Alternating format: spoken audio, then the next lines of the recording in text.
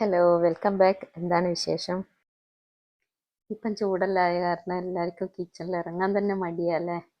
അപ്പോൾ എളുപ്പം ഉണ്ടാക്കാൻ പറ്റിയതൊക്കെ ഉണ്ടാക്കുക. അങ്ങനെയുള്ള എളുപ്പത്തിലുള്ളൊരു കറിയാണ് ചിക്കൻ അല്ല കേട്ടോ, എഗ് സ്റ്റ്യൂ ആണ്. അപ്പോൾ വാങ്ങിയ ചിക്കനോ ബീഫോ മട്ടനോ ഒന്നും ഇല്ലെങ്കിലും നല്ല അടിപൊളി സ്റ്റ്യൂ നമുക്ക് ഉണ്ടാക്കാം കേട്ടോ. നിങ്ങളുടെ എല്ലാവിധ സപ്പോർട്ടും പ്രതീക്ഷിക്കുന്നു. ഇതുപോലെ ഒരു കറി നിങ്ങൾ ട്രൈ ചെയ്തില്ലെങ്കിൽ ഒരു മസ്റ്റ് ട്രൈ തന്നെയാണ് കേട്ടോ. അപ്പം ഇടിയപ്പം, ചപ്പാത്തി, പൊറോട്ട, പൂരി, ദോശ, നെയ്ച്ചോറ് എല്ലാത്തിനും പറ്റിയ ഒരു അടിപൊളി സ്റ്റ്യൂ ആണ്. പെർഫെക്റ്റ് കോമ്പിനേഷൻ എന്ന് പറയാത് ഇതിനൊക്കെ.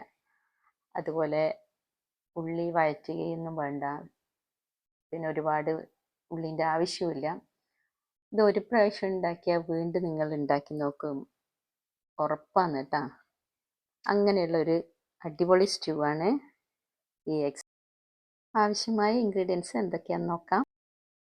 മീഡിയം സൈസിലുള്ള 3 ഉരുളക്കിഴങ്ങ് തൊലി കളഞ്ഞ് കഷ്ണങ്ങളാക്കി വെച്ചിട്ടുണ്ട്. അതുപോലെ അത്യാവശ്യം വലിപ്പമുള്ളൊരു ക്യാരറ്റും തൊലി കളഞ്ഞ് ചെറുതായി അരിഞ്ഞിട്ട് കഴുകി വൃത്തിയാക്കി വെച്ചതാണ്. അത് നമുക്ക് ഒരു പാത്രത്തിലോട്ട് ഇട്ട് കൊടുക്കാം. ഇനി ഇതിലേക്ക് ആവശ്യമായിട്ട് ഒരു ചെറിയൊരു സവാളയാണ് ഞാൻ എടുത്തിട്ടുള്ളത്, അതും കൂടെ അരിഞ്ഞിട്ട് കൊടുക്കാം. സവാള ഇടുന്നില്ലെങ്കിൽ ഒരു കുഴപ്പമില്ല, ആവശ്യമുണ്ടെങ്കിൽ ഇട്ടാൽ മതി. പിന്നെ ഒരു ചെറിയ പീസ് ഇഞ്ചിയും 7-8 വെളുത്തുള്ളിയും കൂടെ ചതച്ചിട്ട് അതും കൂടെ ഇട്ട് കൊടുക്കാം. അതുപോലെ 5 പച്ചമുളകാണ് ഞാൻ എടുത്തിട്ടുള്ളത്, അത് നെടുകെ കീറിയിട്ട് അതും കൂടി ഇട്ട് കൊടുത്ത് കുറച്ച് കറിവേപ്പിലയും കൂടി ഇട്ട് കൊടുക്കാം. ഇനി ഇതിലേക്ക് 1 ടേബിൾ സ്പൂൺ കുക്കിംഗ് ഓയിലും കൂടെ ഒഴിച്ചു കൊടുക്കുന്നുണ്ട്. ഓയിൽ ഇഷ്ടമില്ലെങ്കിൽ നിങ്ങൾക്ക് വെളിച്ചെണ്ണ ഉപയോഗിക്കാം. ആവശ്യത്തിന് ഉപ്പും കൂടെ ചേർത്ത് കൊടുക്കാം. ഇനി ഇതെല്ലാം ചേർത്തതിന് ശേഷം കൈ വെച്ചിട്ട് ഒന്ന് മിക്സ് ചെയ്തിട്ടെടുക്കാം. ഇതിൻ്റെ പ്രത്യേകത എന്ന് പറഞ്ഞാൽ നമ്മൾ വഴറ്റാതെയാണ് വെക്കുന്നത്. ഇനി ഇതിലേക്ക് ആവശ്യമുള്ള വെള്ളം ഒഴിച്ചു കൊടുക്കാം. ഏകദേശം 1.5 കപ്പ് വെള്ളമാണ് ഞാൻ ഒഴിച്ചിട്ടുള്ളത്. ആ വെള്ളം ഒഴിച്ച് വെച്ചതിന് ശേഷം നമുക്ക് ഇത് അടുപ്പത്തേക്ക് വെച്ച് കൊടുക്കാം. ഇത് ഒരുപാട് വെന്തുടയാണ്ട് തന്നെ നമുക്ക് എടുക്കേണ്ടതുണ്ട്. പിന്നെ അടച്ചു വെച്ച് വേവിച്ചെടുക്കാം കേട്ടോ.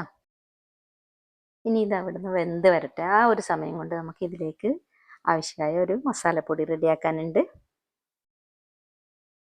പാനിലേക്ക് 1 ടേബിൾ സ്പൂൺ വലിയ ജീരകം, 2 ചെറിയ ബേ ലീഫ്, 3-4 കഷ്ണം പട്ട, ഒരു ചെറിയ ജാതിക്ക, 5-6 ഏലക്കായ, അതുപോലെ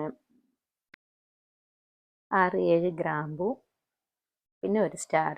ഇതൊക്കെ ഒന്ന് ചെറുതായിട്ട് ചൂടാക്കിയിട്ട് പൊടിച്ചെടുക്കാം. ഒരുപാട് കരിഞ്ഞു പോകുന്ന രീതിയിലൊന്നും ചൂടാക്കി എടുക്കരുത്, അതിൻ്റെ ടേസ്റ്റ് മാറിപ്പോവും.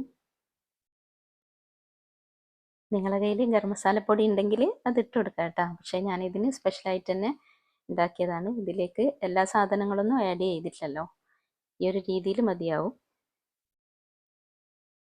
ഉരുളക്കിഴങ്ങും ക്യാരറ്റും വെന്ത് വന്നിട്ടുണ്ട് കേട്ടോ. ഇനി ഇതിൽ നിന്ന് കുറച്ച് ഭാഗം മാത്രം നമുക്ക് ഉടച്ചെടുക്കാം.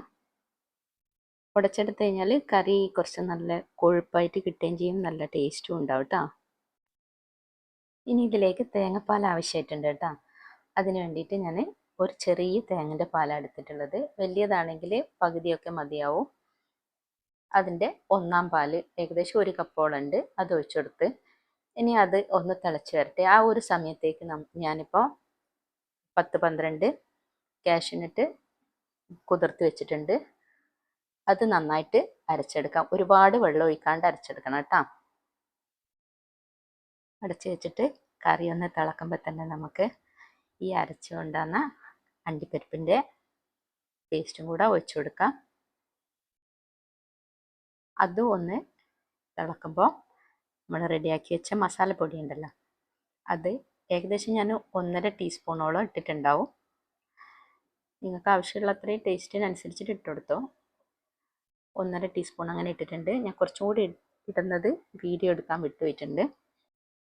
ഇനി പെപ്പർ പൗഡർ ഇട്ട് കൊടുക്കാം, കുരുമുളക് പൊടി. അത് എരിവിനാവശ്യമായിട്ട് നിങ്ങൾക്ക് 1 ടീസ്പൂൺ ആവശ്യമുണ്ടെങ്കിൽ ഇട്ട് കൊടുക്കാം. ഞാൻ അത്യാവശ്യം പച്ചമുളക് ഇട്ടത് കൊണ്ട് തന്നെ കറിക്ക് എരിവുണ്ട്, അതുകൊണ്ട് ഞാൻ കുറച്ച് മാത്രമേ ഇട്ട് കൊടുക്കുന്നുള്ളൂ. അത് നിങ്ങൾക്ക് ആവശ്യമുള്ളത്ര ഇട്ട് കൊടുക്കാം കേട്ടോ. കുറച്ച് ഉപ്പിൻ്റെ കുറവുണ്ടായിരുന്നു, അതും കൂടെ ഞാൻ നോക്കിയിട്ട് ഇട്ട് കൊടുക്കുന്നുണ്ട്. പിന്നെ മാറ്റി വെച്ച ഒന്നാം പാൽ, അത് ഏകദേശം 1 കപ്പുണ്ട്, അതും കൂടെ ഒഴിച്ചു കൊടുക്കുന്നുണ്ട്. ശരിക്കും പറഞ്ഞാൽ ഒന്നാം പാൽ രണ്ടാം പാൽ എന്നൊന്നും പറഞ്ഞിട്ട് എടുക്കണമെന്ന് നിർബന്ധമൊന്നുമില്ല കേട്ടോ. നമുക്ക് ഇപ്പോൾ ഒരുമിച്ചിട്ട് ഒന്നാം പാലും രണ്ടാം പാലും എല്ലാം ഒഴിച്ചു കൊടുത്താൽ കുഴപ്പമൊന്നുമില്ല. ഒരു തിള വരുമ്പോൾ തന്നെ അങ്ങ് ഓഫ് ചെയ്താൽ മതിയാവും. ഞാൻ മിക്ക സമയങ്ങളിലും അതുപോലെ തന്നെ ചെയ്യാം, ഇടയ്ക്ക് മാത്രമേ ഇങ്ങനെയെല്ലാം ചെയ്യാറുള്ളൂ. അത് കുറച്ചും കൂടെ എളുപ്പമായിരിക്കും. ഇതിലേക്ക് ഞാൻ 5 മുട്ടയാണ് എടുത്തിട്ടുള്ളത്, നിങ്ങൾക്ക് ആവശ്യമുള്ളത്ര എടുക്കാം. അത് വരഞ്ഞു കൊടുത്തിട്ടാണ് ഇട്ട് കൊടുക്കുന്നത്. ഇനി വറവിടുന്നത് നെയ്യാണ്. നെയ്യ് ഉപയോഗിച്ചിട്ട് അതിലേക്ക് കറിവേപ്പില ഇട്ട് കൊടുത്തിട്ടുണ്ട്.